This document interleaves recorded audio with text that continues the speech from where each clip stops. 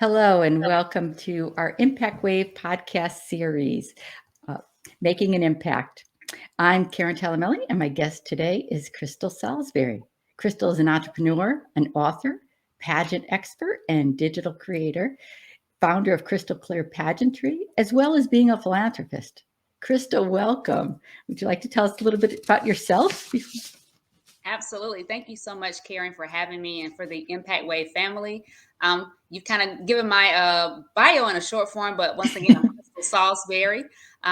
Born and raised in the great state of Alabama. I've been in the pageantry industry for well over 20 years now. Started off as a competitor, decided to migrate to being a coach, judge, and now really more so a content creator, really educating the industry of how you can take the next crystal clear step so you can go from uncertainty to confidence towards the crown. Wear several hats. Not only am I a digital creator, content creator in the pageantry space, but I'm also a virtual assistant with my other business, Krystle Clear Assistance, supporting busy entrepreneurs with their admin tasks. I'm also a grant writer, and of course, I am a philanthropist as well. Well, it truly is a pleasure here. An amazing woman, and I've been very interesting learning more about you and what you do. You've turned pageantry into a business, but it was interesting that this was somewhat an unlikely turn of events, giving your initial view of pageants. Can you tell us about that journey that got you into the world of pageantry? Absolutely. So when I was younger, my mom wanted me to compete in pageants, and I told her absolutely not. I was not your typical let's say pageant girl. I was not really into, wearing the dresses or wearing makeup. I was kind of like your girl next door, really heavily involved in my academics, my community service, and my extracurricular activities. That was my lane of genius, and I was very comfortable in that lane. Like I said, I wasn't really a girly girl. I wore t-shirts and jeans. That was my space and my lane. And my mom had presented the idea to compete in a pageant. Of course, I told her no. But what really changed my mind was in 2002. I was finishing up my junior year of high school, going into my senior high school. And I received a letter in the mail to compete for the Miss Teen of America scholarship program. And I was reading the information, and one thing that stood out to me was it was a line in the letter that says, "This is not your typical beauty pageant," or "This is not a beauty pageant." And I was shocked because growing up, I thought all pageants were beauty pageants. I thought all pageants judged you based on your looks and your dress and your hair and makeup. But Miss Teen of America specifically said that we are not a beauty pageant.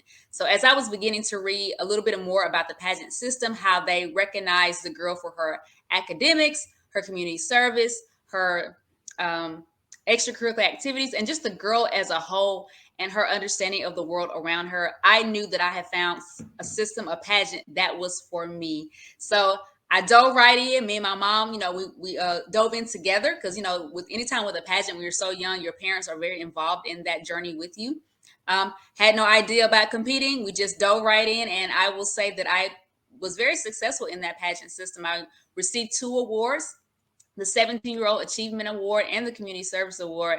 And from there, it sparked an interest in pageantry, went on to compete in my high school pageant and competed in several local, state, and even national pageant systems. I've had national titles. And here we are today, 20 years later. I'm 37 years old, and I've migrated into a different space. Not so much, I'm not competing as much, even though I recently have decided to compete again in the America's Fitness system, which is an online pageant for fitness enthusiasts, because I am a runner, and I'll talk a little bit more about that later. So I've decided to do that, to do something really fun and easy, because I do love competing. But my passion right now is really in the digital space, the content creation space, with my blog, Krystle Clear Pageantry, really educating the industry about pageantry and really giving them the key insight on the industry so they don't have the same mindset that I had when I was 17 years old. No, and it's been interesting for me because, I've had the same mindset. It was truly an eye opener to me. That letter certainly changed your life. Isn't it amazing how you could just have one event, especially at an age where you're doubting everything around that age with self-confidence and how you look, and to think that you're not being judged in that way. I noticed that you described yourself as shy, a bit nerdy, would be more found in books than, yeah, in pretty dresses and whatever. But do you think that your experience you gained from the pageant experience helped your academic and professional accomplishment? Based on what I'm hearing is the confidence you got from putting yourself out, and perhaps the lessons learned on that journey. Sure. Anytime a woman competes in pageants, it takes a level of focus, a level of discipline, and that comes with your academics or anything you do in life. So that really kind of elevated my level of focus, my level of discipline. And I'll just be honest, I'm very competitive. I was competitive even in high school with my academics and even on the pageant stage. So it kind of increased that level of competitiveness, which no, there's nothing wrong with having healthy competition, and it makes you push you in a space where you want to do your best on and off the stage. So I would say competing in pageants really elevated my experience, even in the academic world, leading up into college and even into my professional life. Thank you. And I could see that in what you've accomplished. And what I've discovered, having the pleasure to work with a lot of in the past year, many contestants in these competitions. What I've discovered is the women and girls that participate in pageants are confident. They're very intellectual and very accomplished. And do you think this self-assurance allows them to reach beyond themselves and be so generous with their time and talent? I've noticed so many of these women. It's just astounding to me that they either started their own NGOs and nonprofits or are deeply involved in them. And, does that come from the level of confidence that allows you to see beyond yourself and want to help, for a greater purpose, the world at large? Before I competed, I will be totally honest, I was not the most confident person. I really dealt with issues with my, of course, I'm an African American woman, but just really battling the issue of me being quote unquote too dark. Not really feeling comfortable in my skin, and not really just not knowing who I was. Of course, and when you're a teenager, you really don't know yourself. You're just maneuvering through life trying to figure it out. So that helped, that really burdened me as far as my confidence and self-esteem. But I will tell you this, there's a common misconception out there that pageants do not help with self-esteem, but I'm here to negate that, because it really does. Because of pageantry, I am the confident woman I am today. You learn a lot of life skills by competing in pageants. It's not just about the dresses and the hair and makeup. Of course, that's part of it, a very small percentage of it, but you discover your talents, your abilities, and you develop skill sets. For instance, communication skills. When you're competing in a pageant, one of the top components of competition is the interview. You have to interview well. And of course, when you're on your own and you're getting jobs after college, you need to know how to interview for that job, for that position. So those transferable skills are really going to benefit you in life, and it's going to really elevate your confidence. And going back to your point about pageant women, pageant girls really being philanthropists and starting their own NGOs, we see that a lot in the industry. And if they don't even start their own organizations, they rally behind causes that are near and dear to their hearts, because the pageant system gives them that platform to really do it on a larger scale.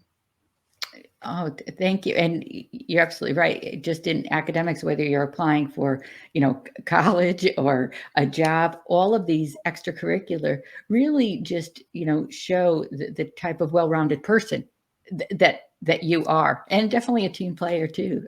So much of that. But you are clearly a brilliant and successful woman. What I find, astounding and very touching is that each time we've met, I feel better. I feel a bit more joyful. It's the confidence that you exude makes those around you feel joyful and inspired. I can't imagine what kind of coach you are. So could you give us a bit of an example of the confidence building techniques that you use in your courses? Absolutely. I'm very big on affirmations, really speaking life over yourself, because let's just be honest, our thoughts create our world. So if we think we're not pretty enough, if we think we're not intelligent, we're going to make decisions based on our thought patterns. So anytime, even though I'm not currently coaching right now, when I was coaching, I would work with contestants and we would work on the mindset first. Mindset is everything, not only in life, but in the pageantry industry. If you don't believe you're going to win, if you don't believe you're going to be successful, guess what? You've already lost the competition before you even hit the stage. So we have to work on mindset first. Like I said, affirmations, speaking those things over your life. I've actually written a book about affirmations called Affirm the Queen, which are 50 affirmations that I created to really empower women and girls for success so they can begin to retrain their brains for success. That is something that I've been doing for years, and it's a nonstop process. I'm always affirming Krystle because I do have my bad days. I do have my negative moments. I'm human and it's going to happen, but I have to learn how to bounce back and bounce back quickly. Also, taking time for yourself, reading the right type of books. I really preach that a lot. I love to read. And reading is fundamental, but you have to make sure you're reading the right type of things. Things is going to help you move forward in your life. So just being mindful of also what you watch on TV, what you're looking at on the internet. I know we're all on social media, and of course, ImpactWayv is a social impact media platform. But just even being mindful of what you're feeding your eyes and your ears. Sometimes we have to take a break from those social media platforms because sometimes they can be a bit much, and just really recognizing when you need to take those breaks. Also, being mindful of the people you surround yourself with. I know we have family, friends, associates, and everybody is not for our good. And let's just be honest, we have to pick and choose who we center ourselves with and who we surround ourselves with when it comes to accomplishing the things we want in life, whether it is to compete for Miss Universe. I'm going to use that for example because Miss Universe is coming up in January, or compete for Miss USA, or land that dream job, or start that business. You have to have the right type of mindset, and you have to have the right type of people around you that is going to push you into that destiny. So that's where I draw my inspiration from, is the affirmations, is reading of the right books, surrounding myself with the right type of people, having accountability, having people that hold me accountable to make sure that I'm accomplishing my dreams and goals. And that is what I do for what I've done for clients in the past. And I will continue, even as a pageant mentor, I'm going to continue to do that even more so in the industry. Oh, that's wonderful and incredibly inspiring. And I totally agree. I mean, ages ago, in a very dark period, I started a book of joy because in every day there is some joy if you only look for it. And Absolutely. you're absolutely right. Having people around you, not just yes you, but nourish you and, help you to have your back by, being a better person all around. But thank you for that. I can't imagine anybody doesn't come away with not being a better contestant, but just a better person. And I think doing that must help you in your, like you said, a daily journey. It is. To, Like I tell this people, sometimes, when a person has been in a negative space for so long, they want a quick fix solution, but it took you years to get to that space. So it's going to take time. It's going to take months. It's going to take years. Like I said, I've been on this journey for years, and I'm still on this journey. It's a never ending journey. And I'm learning more each day about Krystle and the things that Krystle needs to do to really become her best self. Uh, that can be anything, even going back to self-care. I didn't mention this early. Self-care is so important to me. I take time to get my nail. Well, I really don't get my nails done. Well, get the pedicures and I get my massages. I'm actually, speaking of massages, I've actually scheduled a massage and reflexology for tomorrow because I need that self-care time because I am a busy entrepreneur. I'm a philanthropist. I do a lot of things and I need to take time for myself to recharge so I can be my best self for other people. So that's important as well. yes, it's not selfish. It's being the best of you that you could give, that people count on, and that just currently keeps you refreshed. And I have noticed you have authored several books, and you now have a children's book in the works. Would you like to speak a little bit about that too? Sure, I'll share a little bit about that because the children's book is actually being inspired by my niece slash goddaughter, and her mother does not know this, but she'll know about it after watching this podcast interview. But I had a vision. I want to say about a year ago that I wanted to create a children's book series specifically for Black and brown children, and the series is going to be called Brown Girl Confidence, and I'm going to create these characters that speak to the self-esteem when it comes to our black and brown girls. So that's the premise of it. Hopefully if not, it's hopefully if it's not going to be released later on this year, but later on this year it'll be next year. It's still in the works. But so yeah, I wanted to create a series about confidence in little girls and how they can start fostering confidence even at a younger age. Because a lot of times, in my case, I didn't start fostering confidence until I was, much later in life, late teens, early 20s. And I believe it's important that we start fostering that confidence and that self-esteem at an early age, as even as early as infanthood, when they're toddlers, to really speak life over girls. Oh, that sounds great. There are some tough years, the preteen years. If you could teach that and help people, help these young girls have a little leg up on those 12, 13, 14 years, that is great. Absolutely. You had mentioned just before we close, fitness. You might want to get into that. I think even Krystle Clear Pageantry has a 5K that you do. Yes, absolutely. So we actually just finished the 5K. It was September the 10th. It's called Race to the Crown. And I created Race to the Crown to really marry two of my interests, pageantry and running. I love to run. I've been running since 2010. I've completed several 5Ks, 10Ks, and I've completed a half marathon a couple of years ago.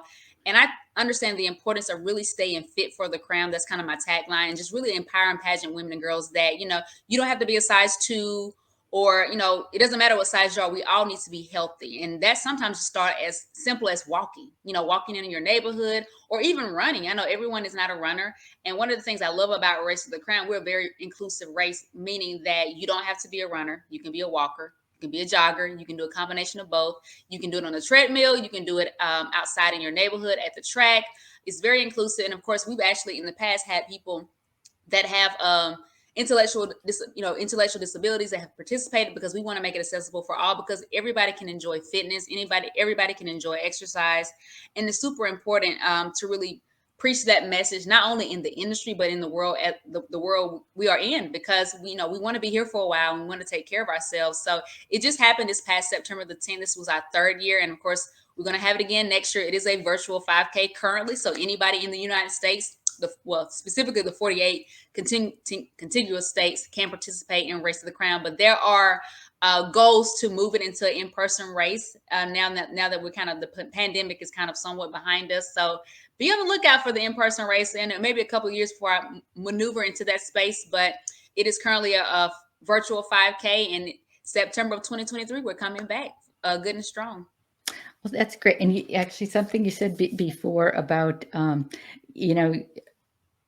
ImpactWayv being, social media platform, and so much of what you're saying, I'm so proud of that. It was created to be a healthier alternative, to give some hope. And like you had just mentioned, having people with, certain limitations, whether physical or whatever. And that's what I like about that you could increase your discoverability of so many of these wonderful causes and be a little more hope-filled. You could share your stories. It doesn't matter about your financial position or even your physical. You could share stories and really make a difference by getting the word out. And I know that's seems to be a core of your being, helping people, one at a time, and with your massive coaching and books, etc. So it has been an incredible pleasure to have you here. Looking forward to talking to you on other topics in the very near future. And thank you so much for your time today, Krystle Saulsberry of Krystle Clear Pageantry. Awesome. Thank you so much for having me. I appreciate it.